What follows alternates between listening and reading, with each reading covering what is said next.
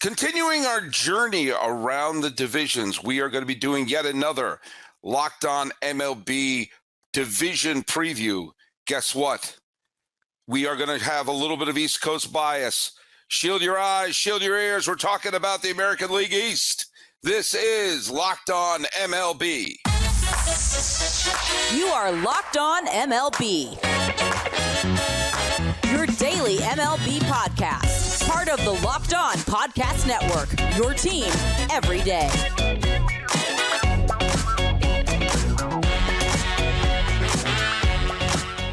Hello, baseball fans. Welcome to Locked On MLB, part of the Locked On Podcast Network, where it's your team every day. This is the daily podcast. We talk about all of Major League Baseball. I am your host, Paul Francis Sullivan. If you don't believe me, there's my lower third.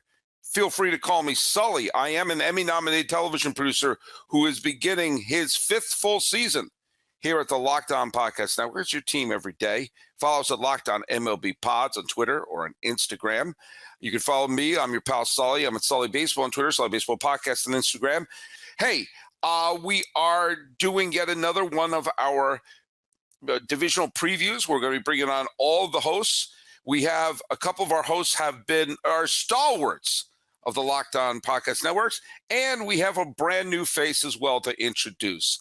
And this is going to be for the American League East, which in many ways is one of the most intriguing divisions because, well, 4 of the 5 teams have finished last year with a winning record, and the 5th team got to within 2 games of the World Series just 2 years ago.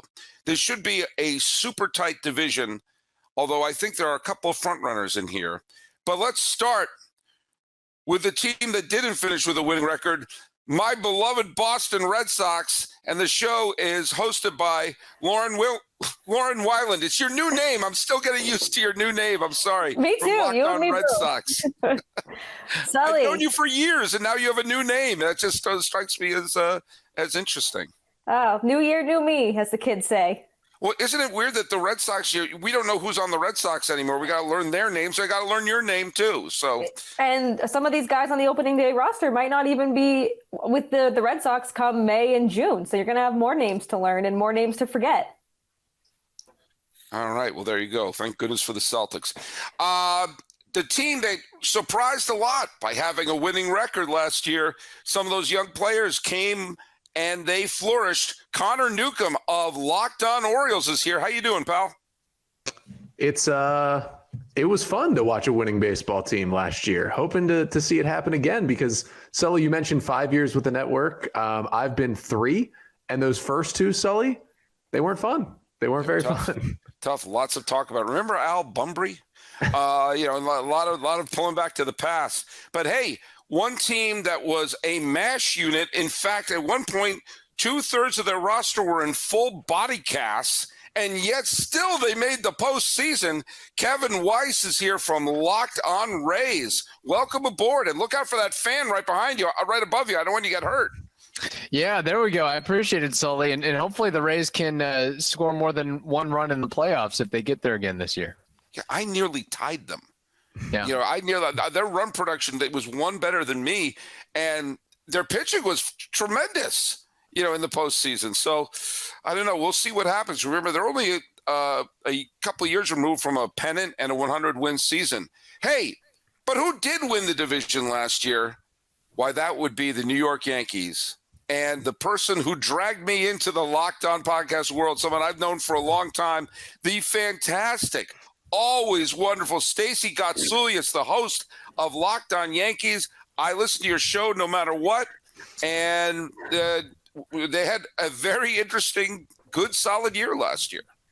Yes, very surprising. Yes, because last year the ones who are here, Ulysses was here in Kevin's spot, but most of us picked the Blue Jays to win last year. So that was kind of surprising. Yeah.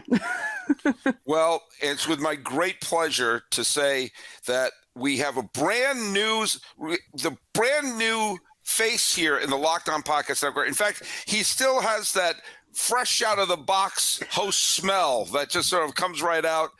From north of the border, Craig Ballard, our new host of Locked On Blue Jays. Welcome aboard. Thank you so much. And real quick, Kevin, I'm part of a fan base whose team scored 9 runs in the playoffs. Where they're in the playoff game, they were eliminated. So scoring the runs, not always what it's cracked up to be, Kevin. Just to commiserate with you there, brother. Hey, let's start with the champs. Stacy Gotsulias, host of Locked On Yankees. So tell me your thoughts a little bit on how last year's regular season turned out and thoughts going into 2023. I think the wild card for the Yankees was Nestor Cortez because no one expected him to do what he did. And, if I'm being real here, he was the ace last year. No offense to Garrett Cole, but Nestor Cortez was the guy that carried the Yankees on his back, especially in the first half. And like you said, they built up such a big lead that they had their worst August since 1991 and still ended up winning the division by 7 games. That's how well they did in the first half. Pleasantly surprised, completely shocked, although when everyone was saying, they could beat the 98 Yankees for best record, I knew they weren't going to. And I said it on my show all the time. And my ex-co-host Abby always laughed at me because I said, no, the other shoe's going to drop. I know this isn't going to stay like this the whole season. I knew. I've watched them long enough. I knew it was too good to be true. But I would take, as you said, how it ended. Regular season, yes, I would take it every day and twice on Sundays. I was very happy with it. I think there are 2 other factors from that first half that weren't there in the second half. Clay Holmes did his best Mariano Rivera impersonation for the first half of the season. And I think most people thought he was going to be a nice setup man or some bullpen depth. It wasn't like a total out of the blue situation, but nobody expected him to be an all-star closer for the first half, and he certainly wasn't the second half. And I think the other thing was Michael King for the first half of the season also could have made the all-star team as a setup man. And I think those two were such a dynamic 1-2 punch in the bullpen that it allowed them to phase out Chapman. And I think when you lost King and Holmes, turned back into a pumpkin. The kryptonite affected him because he looks like Superman to me. Oh, yeah. He's a good-looking dude. There's no getting around it. And I actually think going into this year, the kryptonite for the Yankees, I don't trust their bullpen as much. I don't either. We don't even know who's going to close. Right. Because I don't trust Clay Holmes to close. Like you said, first half, he was unbelievable. But second half, he pitched more like you kind of expected him to, and it could be a closer by committee. They could test some guys out in the closing role. They could put Oswaldo Cabrera in there because they're trying him in every position, or maybe Isaiah Kiner-Falefa because they're also trying him in every position. So why not try them as closer? Why not? But I think out of all the aspects of the team, yes, the bullpen, I'm worried about them the most. Well, and I've talked about the tyranny of the save on my show, that there's too much managing to the save, and maybe you should start managing to, if you don't have a Rivera or a Lidge circa 2008 or a Koji Uehara circa 2013, if you don't have someone like that, don't act like you do. And maybe they should just always put in whoever the best matchup is, as opposed to saying, well, you're our closer, so we have to go to you, which I just think only works when you have, Eckersley or, Billy Wagner, or whatever great closer. They don't have that guy, so why act like you do? Yankee fans were spoiled with Mo, had him for a really long time, and we're now 10 years removed. His last season was 2013, and it's still like they expect someone to come in and act like him. And again, Holmes kind of did in the first half, and then he fell off. But, Yankee fans are a little too zealous about that stuff, and they expect things to work out. I also think that I'm not sure I would trust Boone to be the one to be always playing Tetris with the bullpen. Now, I will give. I've always been quick to trash Cashman. It's one of my favorite things to do. I will give management, whether it was Cashman or Hal, credit for breaking the piggy bank and keeping Judge. They did not sign Arson Judge, but they kept Aaron Judge. And obviously, if Judge left for San Francisco, then that is a Jenga piece because the rest of their offense is not that great. It's actually kind of ordinary if you remove Judge from that lineup. I mean, Stanton is good, but he didn't have a great year last year. And, you have good players, but you could not afford to lose a piece like that from this team. No, definitely not. But he wasn't going anywhere. Who the hell would leave New York for San Francisco? No offense to San Francisco, but Judge is like he's like a god around here, you know, and I know he's from Northern California, but I joked about it over the winter when he was in that Peloton class before he got signed. I knew he wasn't going anywhere. His wife wasn't going to let him leave New York and Peloton. There was no way he was going to stay. Yeah, but didn't that kill Mr. Big though? Yes, but Mr. Big is a lot older than Aaron Judge. There He's you go. Closer to our age. So Mark the time, my first Sex in the City reference I've ever made in Locked On MLB. It took 5 years, but I finally did it. Hey, the NCAA tournament is heating up. We're going to have the NBA playoffs soon. We're going to have Stanley Cup playoffs soon. This is one of the best times to be a sports watcher and to be putting some money down. There's no better place to get into the action than FanDuel, America's #1 sportsbook. That's because right now FanDuel is giving new customers a no-sweat first bet up to $1,000. That's $1,000 back in bonus bets if the first bet doesn't win. Just go to FanDuel.com/lockedon and sign up today to claim your no-sweat first bet. Then you can wager on anything from the money line to point spreads to which team will be cutting down the nets. It's all in an app that's safe and secure and super easy to use. So don't miss out on your chance for a no-sweat first bet up to $1,000 when you join FanDuel today. Just go to FanDuel.com/lockedon to sign up. Make every moment more with FanDuel.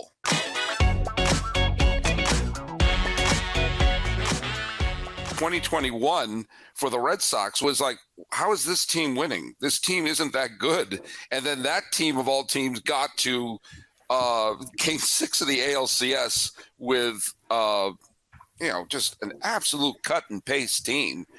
And boy, Lauren, that seems like a long time ago, doesn't it? That was the Christian Vasquez walk-off home run against the Rays.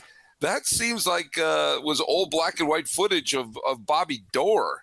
What's going on with the Red Sox? What's going on with the Red Sox? That's the $1 million question. What's going on with the Red Sox? It's just all they'll spend, by the way, is $1 million. So yeah, maybe 1.5, but we won't push our luck. But it's a very interesting season going into 2023 because they could be competitive. A lot has to go right for them for that to happen. Everyone has to stay healthy, which already is an issue for the Red Sox right now. They already have their injury issues, but there is, this could be a good lineup. This could be a solid pitcher rotation. I don't have worries about the bullpen for the first time in a very long time. The bullpen is probably the least of my worries going into this season. Isn't that weird? It is very weird. That's surreal. There's a closer in there that they hopefully will get to use in a proper position. The offense, it's looked good in spring training. And I say that as they come off an 11-0 loss on Wednesday, but you see the potential there. And that's kind of been the theme of the offseason in spring training is we've seen the potential there. But it all has to just come together. And I don't know what happened last year. People were not on the same page, but maybe now with Devers locked up for the long term, you have some guys coming in here like Justin Turner, who's been on championship teams, who's a good clubhouse guy. And you have the promise to Kike Hernandez that this team will be better. Now, how much better? I don't know. But this kind of has the makings of a 2013 or 2021 team where it's kind of just a bunch of guys, kind of just a bunch of dudes just hanging out, going to play baseball. And, oh, my God, they're going to end up being pretty good. But it's a long season. Kenley Jansen, I'm going to say it. He scares the tar out of me as a closer. They're just happy to have a closer at this point. But That's also, true. what worries me about him is he's so slow. He works so slow in this pitch clock now, and he's acknowledged it. He's like, I'm staying behind. I'm not going to WBC so I can work on this pitch clock thing. It's been a problem for pitchers who aren't slow, and there'll be adjustments, yes. But this is like, if this was Erod on the mound, I'd be like, oh, just take the automatic strike, man. Like, you're not going to be ready in time. I don't know. I'm nervous about this team. Yes, I mean, like I also said in 2013. The year after the Bobby Valentine fiasco, I thought the Red Sox were going to be awful. So I've been wrong before. But let's hope you're wrong again. I mean, I want to be wrong too. I want to have fun this season. Yeah, last year was rough, but it was not rough in the land where they have the crab cakes and the wire. Locked On Orioles. Connor Newcomb finally had a podcast you always had a podcast worth listening to, but you finally had one where you got to hear happiness instead of Locked On Eeyore, which you were the first couple of years you were here. It was a fast turnaround. Yeah. Yeah, it was, I joked throughout most of the 2021 season, just because 2020 didn't have any minor leagues. I joked throughout the 2021 season. I was like, I may turn this into Locked On Bowie Bay Sox or Locked On Aberdeen Ironbirds, because literally what was happening in the minor leagues was the Orioles were putting together these young guys, who's this 19-year-old kid, Gunnar Henderson, and this kid, Adley Rutschman and Grayson Rodriguez. And look, they're here now. And the Orioles won 83 games a year after winning 52 games, one of the biggest jumps ever in baseball history. And yeah, they didn't make the playoffs, but it was still almost as fun as a team making the playoffs, just because of how unexpected it was. And it's nice to have optimism going into an Orioles season for the first time probably since, Manny Machado and the gang were still on the roster in 2017. Going into this year, Brandon Hyde still has a job. What do they have to do? They have to build on this, right? They have to have it back-to-back good seasons, right?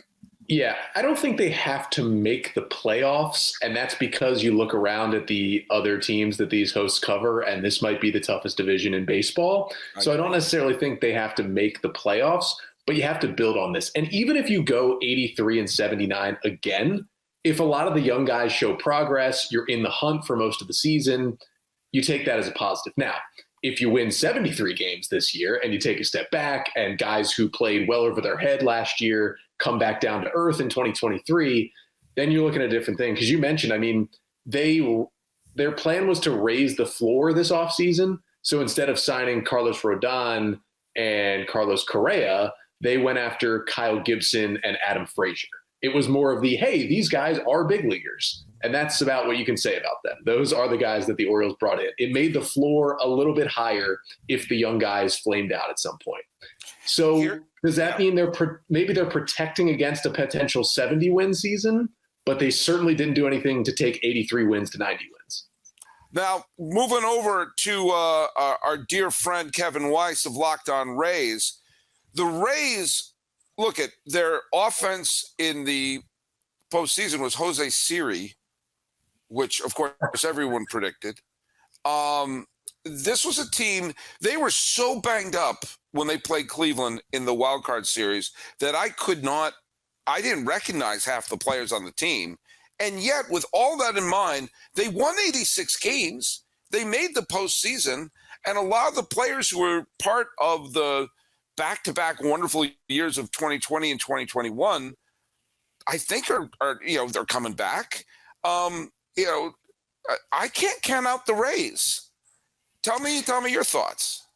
No, I agree with that sentiment. I think one of the issues for the Rays going forward is you mentioned the offense, and they didn't really do too much to address that. I know that the fan base was really clamoring for a strong left-handed bat, and the Rays used their money for contract extensions and bringing in Zach Eflin. So we'll see if they're really banking on the young players and the rookies to step up offensively, unless they have a midseason trade in mind that we don't know about to bring in a veteran slugger.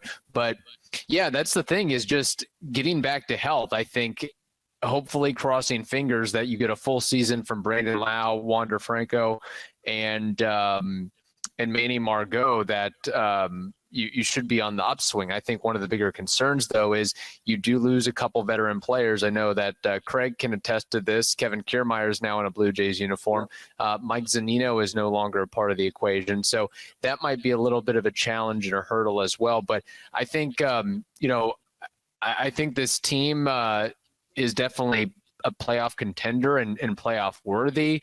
But they've got to be able to stay healthy and put a little bit more runs on the board than they did last year, I think. Talk to me a little bit about the pitching staff and how they look going into this year. Yeah, it's strong. It's strong. It's probably a true 1 through 5 that the Rays can count on and rely upon. Of course, a little bit of an unfortunate injury with Tyler Glass. Now he's going to miss probably the first month plus of the season. But luckily, the Rays have pretty easy schedule that first month. But if Glass now comes back into the fold, you have him, Shane McClanahan, Zach Eflin, Jeffrey Springs, Drew Rasmussen, and then back off after that, you have a lot of depth with guys like Yanni Torino, Luis Patino, and Josh Fleming waiting in the wings. And of course, like we know with Rays bullpens, it's a lot of guys. Who's this guy? Never heard of him. Where'd he come from? What's his deal?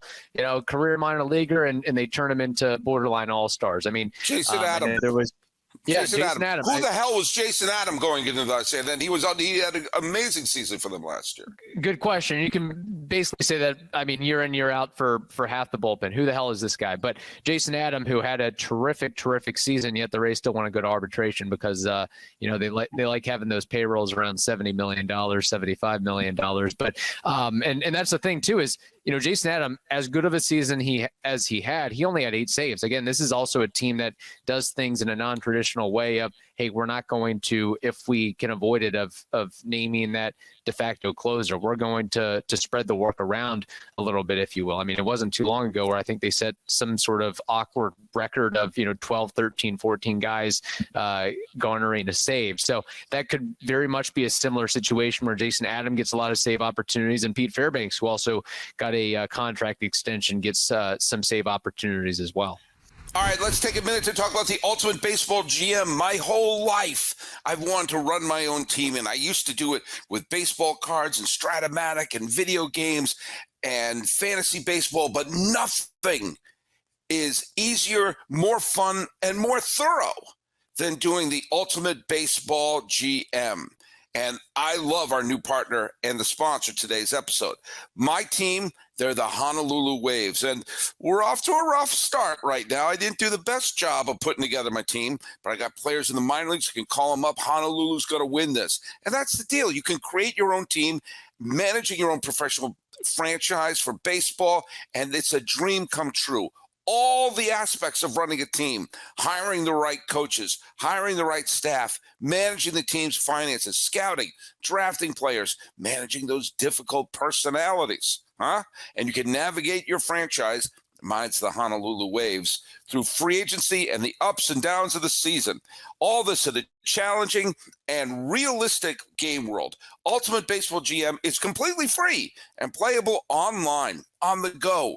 Play as you want and whenever you want to. And now, Locked On MLB listeners get a 100% free boost to their franchise when using the promo code Locked On in the game store. The Waves need that. So make sure to check it out. To download the game, just visit probaseballgm.com, scan the code, or look it up in the App Store. That's probaseballgm.com. Ultimate Baseball GM. Start your dynasty today.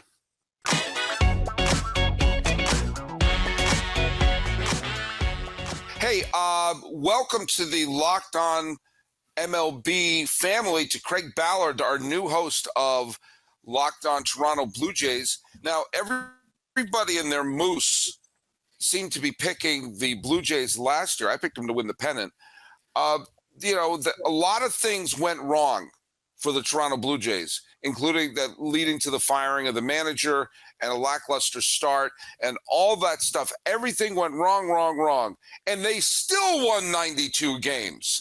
They still made the postseason and hosted the wild card round, which is another reason why, look at, if some of, I'll just say, Craig, I'll let you take over, but I think if some of the players who didn't play up to the back of their baseball cards last year play to the expectations we thought they were going to, they were fantastic the second half of the season. And I can't this is a team that if you pick them to win division, I don't think it's a bad bet.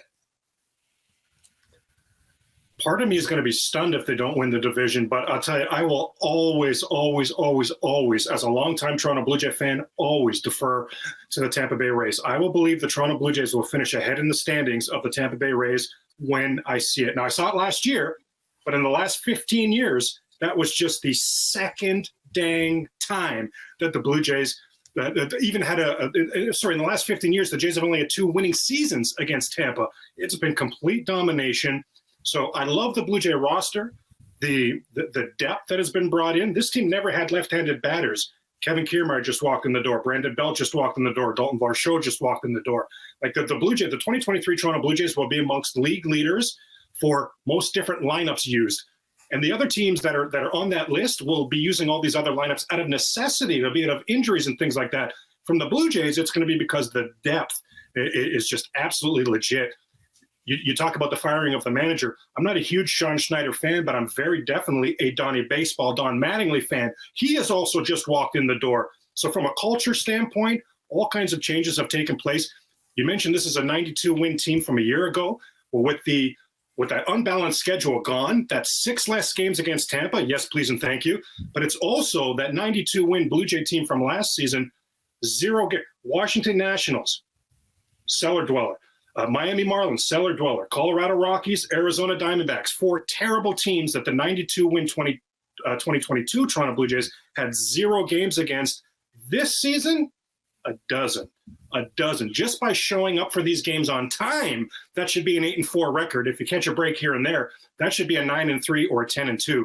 So I very much think that the Toronto Blue Jays are going to be massive. I'm absolutely guaranteeing they're making the playoffs. I'll absolutely guarantee that. I think they're going to be in the mix for the division as well. I've agreed with a lot of the things the other people have said as well. I think this Yankee lineup 5 through 9 is deplorable. I have zero faith in your Boston Red Sox. I'm so sorry to say. I think Connor was right on the money with what he said about Baltimore as well.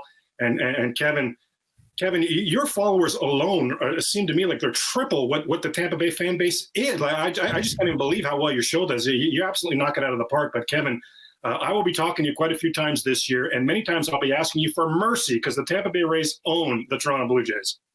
Well, and I got to say one thing. You mentioned quickly, Teoscar Hernandez was dealt to Seattle to bolster their bullpen, which we all kind of saw. They need a little bullpen help in that final game against the Mariners. But you mentioned quickly Varsho. I think Varsho, like sometimes, like the best deal of the offseason isn't the big splashy deal. I think Varsho, who was with Arizona, so grand total of one person, saw who, knew who he was with the D-backs.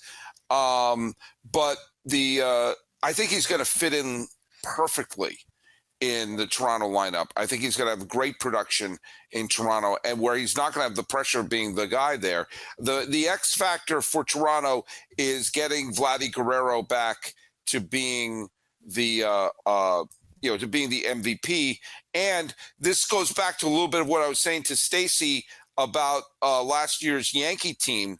They had players like Kikuchi and Jose Barrios having terrible seasons last year. And if they have some of the people who had bad seasons just be mediocre this year, that in itself is an improvement and could improve a team to from 92 wins. Well, and I'm right there with you with Slim Daddy Vlad. I call Vladimir Guerrero Jr. Slim Daddy Vladdy. I'm right there with you on Vladimir Guerrero Jr.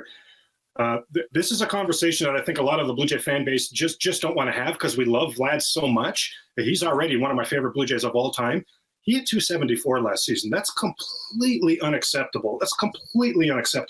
Vladimir Guerrero Jr. led baseball in double plays, in hitting into double plays. Make that make sense to me. This should be a home run machine. He regressed to a ground ball machine right before our very eyes. And Sully, he was engaging in the little reindeer games that the pitchers were playing. He was swinging at pitchers' pitches time and time again. He was unacceptable last season. Hey, I'm going to go around the horn quickly, give everyone a chance to tell me where you think your team is going to finish and what player on your team you think is going to be a positive surprise on your team, starting with Lauren of Locked On Red Sox. Where the Sox going to end up and who on the team is going to make us go, look at that.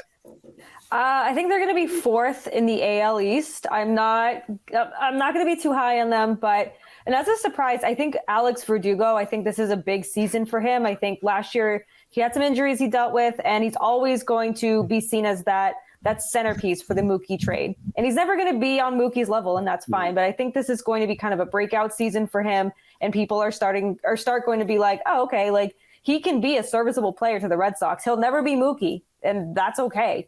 But he can be a serviceable outfielder and offensive bat for this lineup, and they certainly need that this year. So I'm keeping my eyes on him this year. Yep, and he is a former Dodger, so he fits right He in with is. the current rebuilding plan of the Red Sox here. I don't want him to be Mookie. Just can you be Mike Greenwell? I mean, at some point, it's like you want to just sort of – can you at least be Troy O'Leary? Connor Newcomb, Locked On Orioles. Where do you think the O's are going to end up, and who's one player you think is going to be a positive surprise on the team?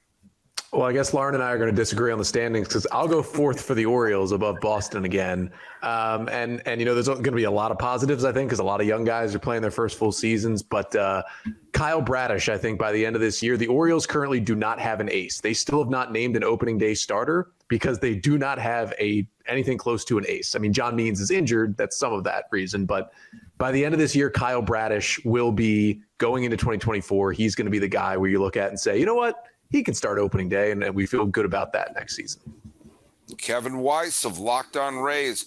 Tell people where you think the Rays are going to end up, and who should we look at as a surprise? I think the Rays will finish second in the division, and as far as a surprise, I'll go with Jose Siri. The Tools just salivate over, and Kevin Cash basically said in the offseason, hey, you're the man, you're the guy, you're a center fielder of the future. And I'll go a step further and say he will actually finish with a higher WAR this season than Kevin Kiermaier with the Blue Jays. Oh, them's his fighting words. You going to take that? Stacy Gotsulias of Locked On Yankees. Where do you think the Yankees are going to finish, and who is going to be a positive surprise on the team? Second. Sorry, Kevin. And I think Clark Schmidt's going to be the surprise. I think that he might do better than people expect, and that he might end up like the number 4 starter behind Cole, Rodon, and Cortez. Like, I feel like he might even leapfrog Luis Severino at this point. I don't know. It's just a feeling I have. Craig Ballard of Locked On Toronto Blue Jays. Where do you think the Blue Jays are going to finish, and who's going to surprise us on that team? Blue Jays will finish second to the Tampa Bay Rays.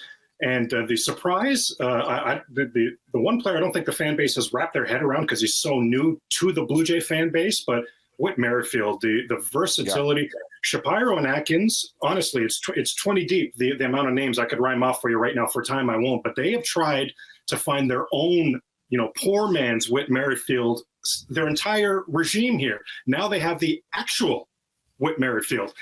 The Blue Jays were linked to every fourth outfielder that was available this offseason. They didn't even offer a contract to any of them because they think Whit Merrifield is that fourth outfielder, and he's their starting second baseman as well. So I'm going to go second place behind the Rays and Whit Merrifield. Well, here's my prediction. Sorry, Lauren. I think the Sox are in the cellar. I think the Orioles are going to be at an even 500. And I think 3 games are going to separate the Yankees, the Rays, and the Blue Jays. I think it's going to be a razor-tight final week. I'm leaning towards the Yankees to win the division.